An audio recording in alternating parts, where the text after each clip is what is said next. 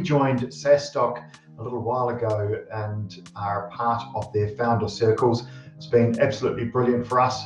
We first came into it to further our community, our reach, our network, and to learn from some of the world-class speakers that SaaStock has come and speak. And I have to say, it has been absolutely superb for us. Welcome to the SaaS Revolution Show. Guy Rubin, founder and CEO of ebsta. Welcome, Guy. Thank you for having me, Alex. Yeah, good to have you on the podcast for the first time. We're kind of neighbours. I sort of understand. Obviously, not today because I'm in Ramsgate, but you're around the corner from the office that we are currently inhabiting in Shoreditch. And so you're are you there today? Is that Shoreditch that's windows right. that I'm seeing? Yeah.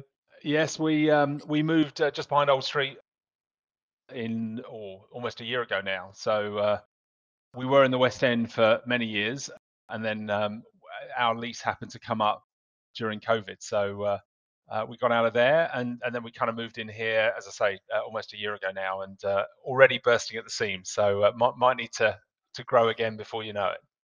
Very good. Well, good problems. Good problems. Well, Guy, tell us a little about you as a person. Let's start there. So, who is Guy Rubin? Okay, well, I suppose that's lots of different ways of answering that question. I get a real buzz out of helping people kind of achieve their potential. So I kind of I have a group of people that I end up coaching and supporting. I really enjoy kind of helping peers achieve their potential and getting value out of them as well. So I've got a kind of group of people I work really closely with, and we're always beating each other up on kind of what's going on in their world and what's going on in mine. So learning and development's a big part of kind of things that get me up in the morning. Helping and seeing people achieve that potential is it really, there's nothing quite like it. You know, getting relatively perhaps relatively junior people joining a team and seeing them kind of flourish and develop into something really special. And recently, a chap that joined us, well, probably when we very close to when we started, really just fresh out of university, and he joined the board last week. So Oh, wow. he's gone through that whole journey, and it's just been fascinating to see how, if you give people the right energy and the right tools, and their potential just kind of explodes. Yeah. Especially if they've had challenging backgrounds and so on. You know, once they get a stable environment around them and the right tools, then it's lovely to see how they can kind of really flourish and achieve their potential. Definitely amazing to see, and that's definitely a great reason for being for for every day. So I love that. Definitely love with what we do in SaaStock, everything kind of helping people and helping others. Sometimes I think certainly for the first 3 years, so focused on helping others that often forgot to kind of help myself in a way. I don't. Have you ever experienced that? Yeah, So all the time, right? It's really, really important that you look after yourself as well, I suppose. But yeah, and honestly, it's from a selfish perspective, right? We all get a lot of value when we help other people. So I know it serves me to it gives me a real buzz when I can see the people kind of evolve and develop and flourish in our environment and or in their own. So I really it's not unusual if we're going through a recruitment process and we're hiring people. If someone's not quite right for us, I still keep in touch with them and help them find the right fit for them. So even if it's not with us. So yeah, always that kind of thing really excites me and something that kind of gets me up in the morning. very cool. So ebsta, is this your first business, Guy? First SaaS business? Well, actually, I originally my current business partner Zach, he's the clever one in the team. We started and our original business was back in 2000. So we've been working together now for 23 years. Our previous company was in recruitment technology, and we were there for 7 or 8 years before we kind of stepped away from that business. Learned all sorts of interesting things about how to raise money and spend it, and a really lots of learns along the way. It was a good journey for us, and obviously we came into this business really kind of clear on what we liked and what we didn't, and we started ebsta officially in, I think, 2012. Very cool. And so, what is the founding story of ebsta? Obviously, your previous co-founder, but why did you found it? What's the reasons behind that, and what does it do? Yeah, so I mean, it depends on how far back you want to go, I suppose. But we've always been passionate about, I suppose, about data and and how the impact that data can have on an organization. So our very first product in this guise was a very simple Chrome extension, and it allows people to, or originally it allowed people to effectively reference their CRM when they were on LinkedIn or reading their emails, and they were able to kind of transition between email and CRM really quickly. And that's kind of where we started. And very quickly we kind of realized that actually asking reps to take responsibility for logging anything was never going to be successful. It doesn't matter how easy you make it, or even if it's only one button. And so we that took us on a journey of automating kind of email integration for Salesforce, and then calendar integration for Salesforce, and then kind of contact sync for Salesforce as well. So we effectively went through a journey of developing tools that made it really easy to log all the activity for the reps. And then that became, and then very quickly that went viral. So I mean, we had, at one point we had 50,000 companies free trial that product. So we found we were on the Salesforce App Exchange, and it just so happens we hit the right product at the right time, and there really wasn't any viable alternative ways of really syncing all your emails and contacts with Salesforce. So we became the #1 app in the App Exchange for 2.5 years running, and that was great, right? We didn't make a lot of money because we were giving it away for free at the time, but we got a lot of companies flowing through our platform, and it gave us access and visibility of kind of what was going on in all these disparate types of businesses all across the globe, all using Salesforce. And we had this kind of eureka moment, I suppose, where we were able to see that there was a direct correlation with the amount of momentum going on, the amount of interactions back and forth between the customer and our client and their customers, and the likelihood of their deals closing. And so once we could see that there was that kind of direct correlation, we went on a journey to develop our engagement score. And that really kind of changed our business. So trying to move customers away from measuring activity to measuring engagement took us down a journey where we were able to show that there's a direct correlation between the amount of momentum you have, the amount of engagement you had with relevant stakeholders, and the likelihood of that deal to close. And that took us on a journey to deliver actionable insights on people's pipeline. And then more recently, that evolved into what we call a revenue intelligence platform, and delivered kind of intuitive forecasting solutions and kind of out-the-box ways of really assessing the pipeline, delivering those actionable insights, and then understanding what number are we going to hit at the end of the month or the end of the quarter, and most importantly, what could we do to positively influence that number so that it's bigger than what we're likely to hit if we don't do that analysis. So do you still need to be a Salesforce customer or user to use ebsta, or is that now with the new revenue intelligence sort of platform, you don't need to be on Salesforce? So we're now available out the box for Salesforce customers, but also for HubSpot CRM customers. So, and I'm under the impression that we're the only revenue intelligence platform for HubSpot CRM customers, and that was a big step for us. So yeah, we are now officially agnostic. We do have customers using a number of other CRMs, but if you want it out the box, yeah, Salesforce or HubSpot CRM.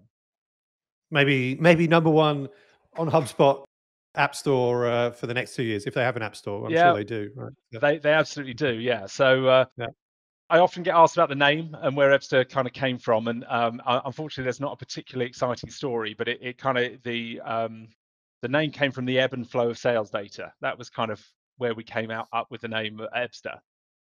So yeah, hopefully that makes a lot of sense. But yeah, it's always a question I get asked. Very good. Good stuff. What about data behind the company? So founded in 2012. Are you VC backed, bootstrapped? How many people? What metrics? Any revenue that you can share? So we are bootstrapped. So again, that's one of the learns from our previous business. We decided we wanted to. Don't get me wrong, I'm a big fan of raise capital if you can. But I think when you engage with a VC, you've got to be at a point where you absolutely categorically know that you can put $1 at the top and it will generate 5 at the bottom. And I think as we've evolved and transitioned the business, that really wasn't where we were at. We were still evolving that proposition and really kind of locking down product market fit and so on. So it's also probably fair to say that I enjoy being in control, and so it was important for me at least to start with as to be a bootstrap business. And 10 years on, we are still bootstrapped. We've just passed the 700 customer line in the sand, so we've got 700 paying customers now on our platform. There's 44 of us in the company. I expect us to be 60 people this year. And I won't go into too much detail on our ARR, but we're under 10 million is what I'd say at this stage. Okay, on your way. Yeah. Close. We're getting there. Close. We're getting there at a Good. pace. Yeah. Good stuff. Well, congrats. I mean, bootstrapping, 10 years, getting close to 10 million in revenue, soon to be 60 people, it's a great achievement. So tell us a little bit about like the last sort of 24 months or 2 years. I guess a lot of that is a really kind of, the COVID sort of period, but what have you been doing to grow the business? And can you share what's worked well and what hasn't worked? Yeah, sure. So I suppose the three things that come to mind, the first was moving to a point where we could offer HubSpot customers a free trial experience. So we've done free trials before, as I mentioned earlier, but not on the revenue intelligence piece. And so being able to, because HubSpot CRM customers tend to be relatively smaller compared to the Salesforce world. And what we wanted was a kind of an intuitive try before you buy experience where a HubSpot customer could come to ebsta, log in once, and kind of get visibility of kind of all of these actionable insights into their pipeline for a couple of weeks before they decided if they want to buy or not. So that went live about 6 months ago now, and that's been transformational for us, and really kind of driven us along this path of trying to become a lot more product led than being kind of our competitors are still selling big solutions, big change management programs, big implementations. 12 months in, it's not unusual for our competitors to still be doing training programs and trying to get customers up and running. Well, we wanted everything to be intuitive. We wanted everything to be a whole lot lighter. And the try before you buy model is kind of that there is no hiding, right? If it doesn't deliver the value, then people aren't going to spend the money. So, we really pride ourselves in being able to deliver our time to value being very, very short.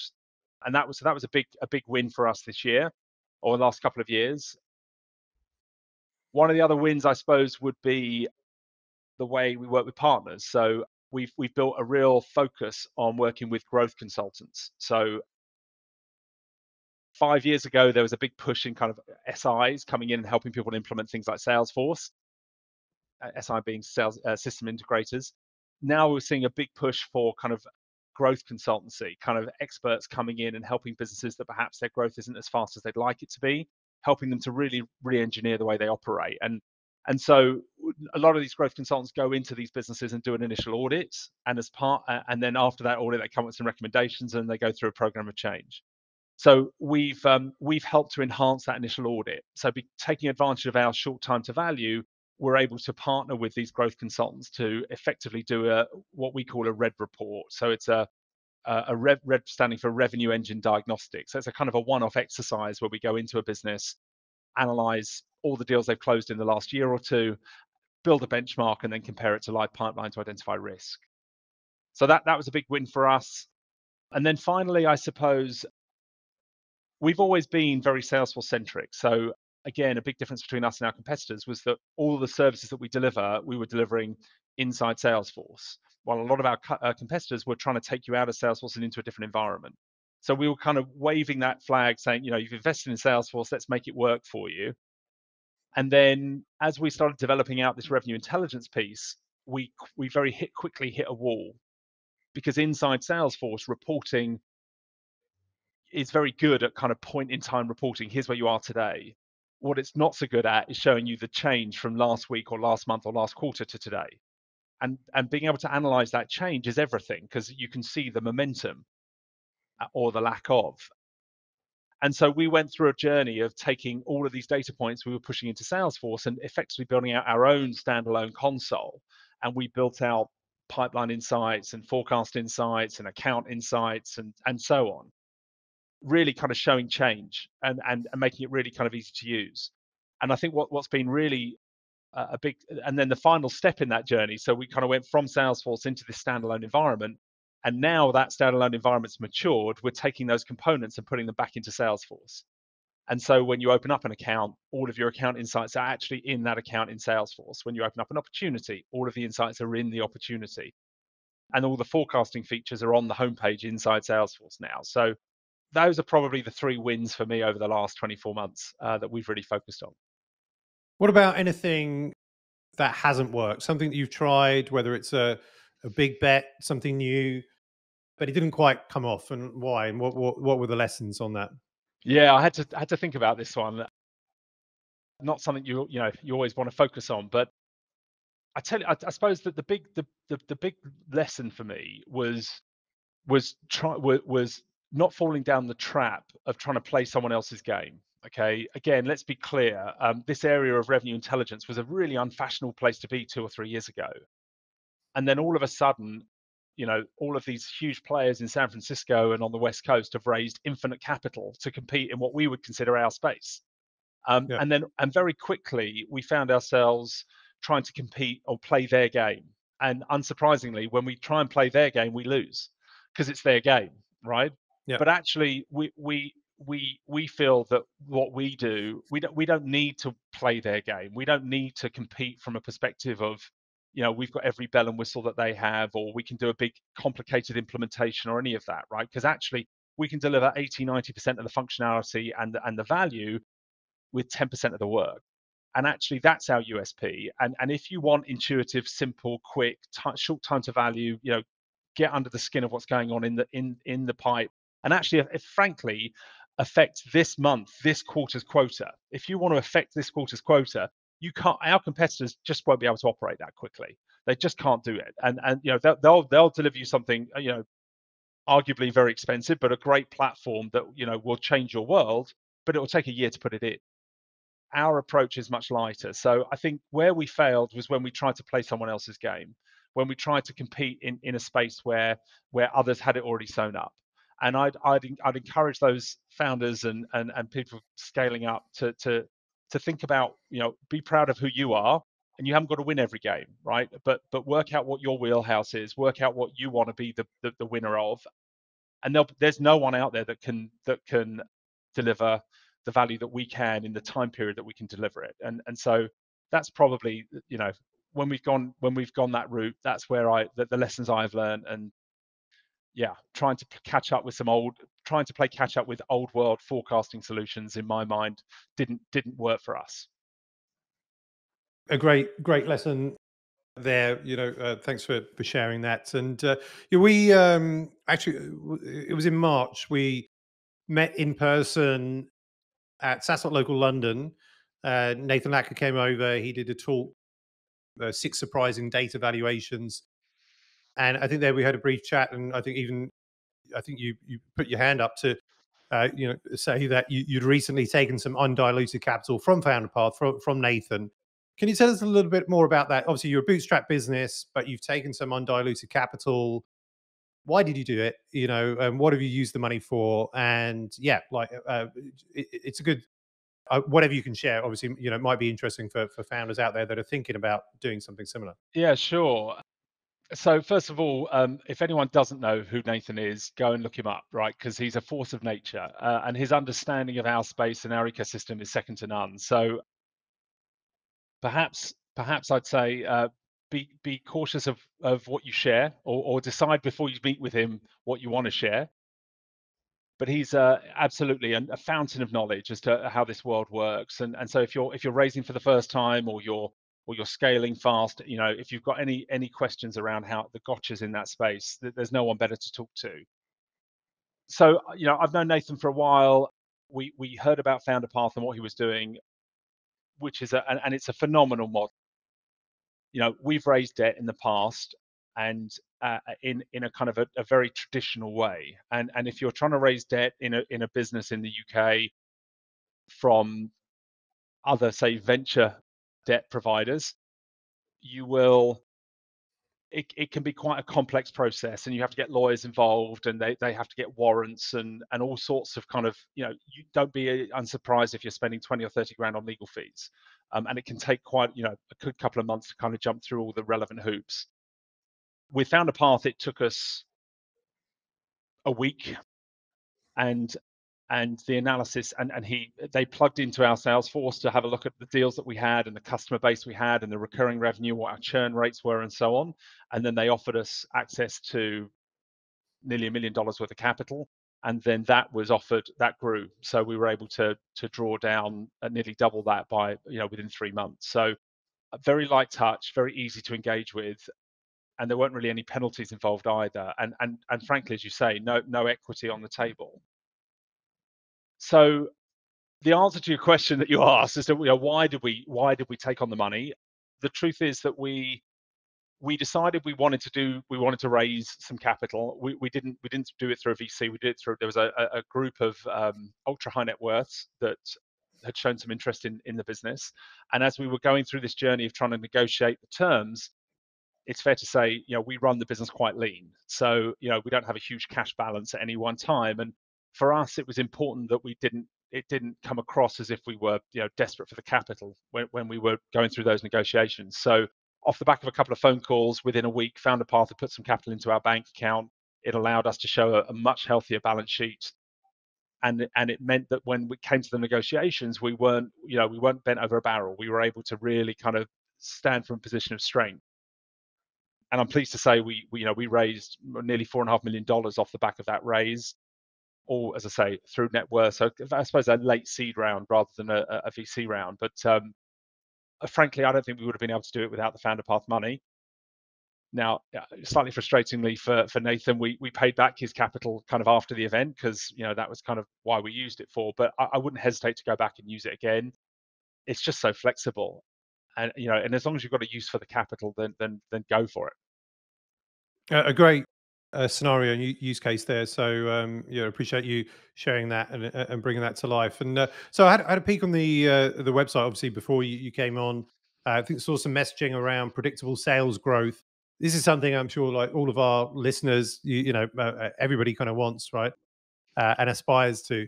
So what tips can you give to the listeners and watchers to ensure better predictability for revenue growth? What are maybe some of the things that you do to ensure this?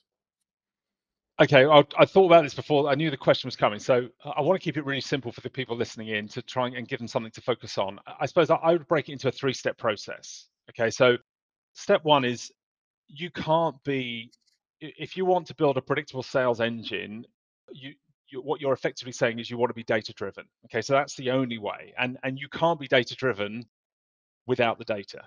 And that's probably the first point of call. If you haven't got a consistent way of capturing all of the activity, all of the relationships that drive your revenue, and able to analyze that, then you're not even at the races. And so while it's boring and it doesn't need to be the biggest project in the world, frankly, we've taken on some of these challenges in days rather than weeks or months. But you can't be data driven without the data. So get data certainty in place. Get to a point where you've got confidence in the data that you're looking at. If you're looking at a forecast or a report and you don't really believe the numbers behind it because, well, it's based on what people manually record in the system and everyone embellishes them, either they sandbag or they promise the world and it never comes. If you don't believe in the data, then there's no point even looking at the damn report. So step 1 is get data certainty. You can't be data driven without the data. The second thing I'd focus in on is those actionable insights. Okay, so once you've uncovered that data, try and build out what your benchmark. What is the DNA of a good deal? What does good look like? And be brutal about that, right? So how much engagement do you need with what stakeholders at every stage of that sales process? And frankly, that applies just as much in success renewals and upsells and cross sells as it does in new business. 80% of our revenue doesn't come from new business, it comes from existing customers. And so understanding the levers that you need to pull to achieve those benchmarks is everything. And again, you need the data in the first place, and then you can build out those benchmarks. And I'll give you some good examples. We went into a customer and we did some benchmarking for them around their conversion rates. So I mean, we recently did a report that you may be able to see. So you can actually download this for free from the website. So we've analyzed, last year we analyzed 800,000 opportunities across the customer base, and obviously the customer base has increased. So this year we've now analyzed 1.6 million opportunities. Okay, and some phenomenal insights here, right? So, for example, on average across all of these different customers with all of these opportunities, on average, reps only close 30% of the deals they work on. And roughly speaking, a complex B2B sales process takes about 100 days. Obviously, different markets, but about 100 days to close off as one. And on average, a deal will stay in pipe that closes lost 170 days. Okay. So all of this, so you're only winning 30% of the deals you're going to open, and you're going to spend almost twice as much time on the deals that don't close as the ones that do. So you can imagine the level of inefficiency there is just phenomenal, right? Another great metric, because we're obsessed by measuring relationships and engagement. One of the interesting points we saw was when deals were at a late stage and you had good levels of engagement versus great levels of engagement. You know, real buy-in, real momentum, lots of engagement versus good levels of engagement but not excellent. And the win rate was 5 times higher when you had excellent levels of engagement. And so, you know, if you've got good pipe, if you've got deals flowing through, you know, over investing in those late stage deals, perhaps getting the C-suite involved earlier, you know, to help get those deals over the line, you're going to get a 5 times return on that money. So, you know, double down on those deals that with high levels of engagement, and then multi-threading, right? So, you know, over invest. You know, are you getting enough stakeholders involved in the sales process, and are they the right stakeholders? So, actionable insights, really important. Try and understand what good looks like, the DNA of a good deal, and then compare where you are to that. And then ultimately, you know, integrate into your sales process what we call a forecast cadence. So standardize, introduce, you know, consistency across the board. So if you've got 3 different VPs of sales running, you know, EMEA, US, and APAC, if they're all doing things in a different way, if they're all forecasting a different way, if they're all doing their pipeline review meetings in a different way, it's going to cause you all sorts of pains and inconsistencies. So knowing what good looks like, and then a consistent approach to pipeline review meetings all the way up to kind of, you know, VP reviews and submissions to the board. Everything should be standardized across the board. Awesome. Great tips there, Guy. Thanks for sharing those. And so if we look at, you said you're on your way to 10 million ARR. If we look at 2022 or in 12 months time, you know, what are the things that you're doing to or going to be focusing on to help grow and, you know, maybe go past this sort of milestone? But it's certainly, you know, what are the kind of the growth or focused areas for you over the next 12 months? Well, I think it's all about, for us, it's you know, we've really scaled up our sales team in the UK. I think we want to land in the US this year if we can. It's a big step for us. Again, it's not a cheap step, so, you know, it's a material investment. But 70% of our addressable market is in North America, and I think our competitors have had it far too easy, far too long. So we're going to go and land in the States, I'm hoping, this year. And I think, as I say, I think perhaps we won't hit 10 this year, but maybe by next year we should be at 10 and above. So those are the goals. Yeah, you can hold me to it and beat me up next year if we haven't achieved it. So I'll hold you accountable for sure. I'll do my best to put that in the memory bank there. And sort of moving, I guess, more away from the business, but more to you and your career and being a CEO. What are some of the biggest lessons that you've learned, or maybe even the biggest lesson that you've learned over your career? Oh, that's an interesting one. I think it's invest in people. You know, get the very best people you can afford. You know, don't skimp. I think the lesson sometimes, we've done it on a number of occasions when we had no money to kind of scale. We would bring in junior resources that were far too junior and then really overinvest in them, and they weren't necessarily the right people to overinvest in. So definitely, you know, find the very best people you can. Try and find people that are better than you in every role, and then kind of get out their way, because frankly, that's what, you know, great businesses are built by great people, and if you can find those good people and get them on your journey, it almost doesn't matter in the earlier stages kind of where they sit on the bus. What matters is that they're on the bus in the first place and they want to be on that bus. So yeah, find the best people you can afford, maybe go over and above what you can afford, and just get them on your journey, and you know, that's probably the best advice I can give you. And great is the enemy of good, I suppose, is another one. Don't worry too much about things being perfect. Nothing's ever going to be perfect, but get it out there and learn as fast as you can. And one of the reasons we're still here is because we had those 50,000 free customers back in the day, and that gave us a base. It gave us huge access to huge amounts of information and data that allowed us to understand what the market needed and how we were going to run. So yeah, I think run fast and break things. Don't worry about being perfect. Get it out there and iteratively improve and get the very best people you can. Good advice. So, what is the biggest challenge so far for you for being a CEO and being in the CEO seat? I mean, you don't want to complain at all, right? Because you've got the top job, but I suppose it can be what do they say? Heavy is the head that wears the crown, right? It can be a little bit lonely at the top. I think primarily I have to be a rock for everybody. It doesn't matter whether I'm having a good day or a bad day. I have to be their rock, and that's what's important. And I think I find that a bit of a challenge because I'm a bit heart on sleeve in the way I operate. And if I'm having a bad day, it's pretty obvious to everyone around me. So yeah, I think being, I suppose, leaders eat last, right? So being there for everybody else, making sure that everyone else is looked after before you consider yourself is key. And consistency in that. So knowing that people can lean on you and you're going to be there for them. That can be tough. It can be really tough, especially day after day and week after week. You have to keep your mouth shut and just hear them out and support them as best way they can. And sometimes you're not necessarily getting that support yourself. So yeah, I think that I suppose I found tough to always be that rock for everybody else. And how do you improve yourself as a CEO? How do you become better at your job? Just be humble, I suppose.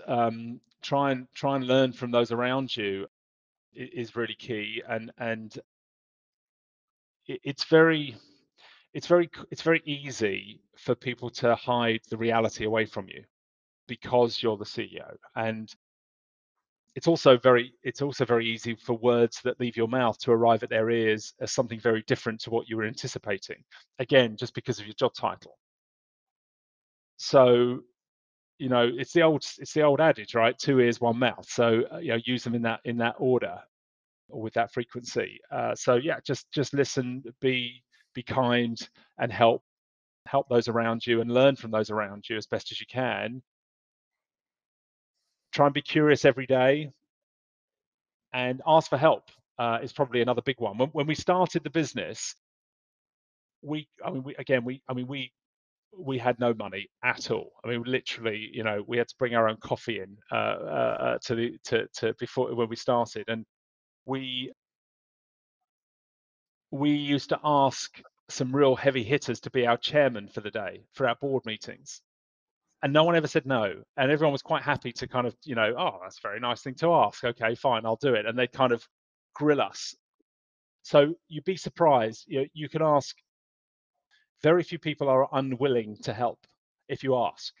And as long as you ask the right question in the right way or ask for the right support, there's very few people that won't give it. As I said earlier, right, there's a reason I coach people is because I enjoy it. It's for me, right? So, and people get value out of being asked. It makes them feel good when I really value your input. I'd love your advice on something. Would you mind? No, no one's going to say no, right? And so you end up with some real heavy hitters can give you their value if you ask for it. So don't be too proud to ask. Good stuff. And what about in terms of staying healthy, so you can bring that energy and for the, I guess, what's required for the working week and more. What do you do to stay healthy and sane as well? Like pretty much everyone else in a lot of other people, I bought a Peloton during lockdown, and now I get on it at least 3 times a week. So that kind of keeps me alive. So yeah, that's kind of one thing. I've got a lot better with my food, my intake. I think you are what you eat. So I try to eat well. Doesn't always work, but I do try. and family, a lot of time with family, right? And, you know, while I claim to be the boss here, I'm married to an Israeli, and she's quite clear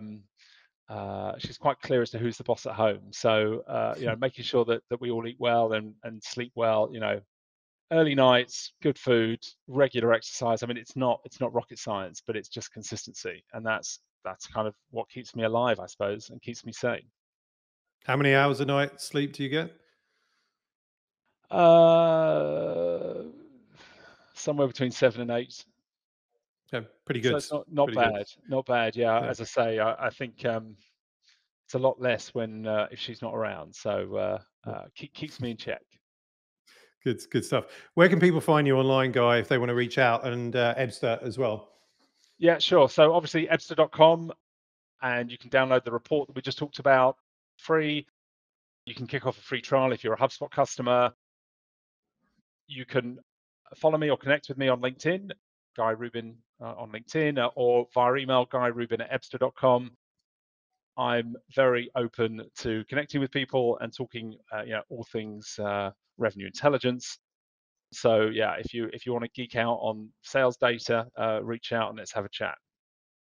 Awesome. Good stuff. Well, Guy Rubin, CEO, founder of ebsta, thanks so much for coming on the SaaS Revolution Show today. Really enjoyed the conversation. Thank you for your time. Really enjoyed it as well. Thanks, Alex.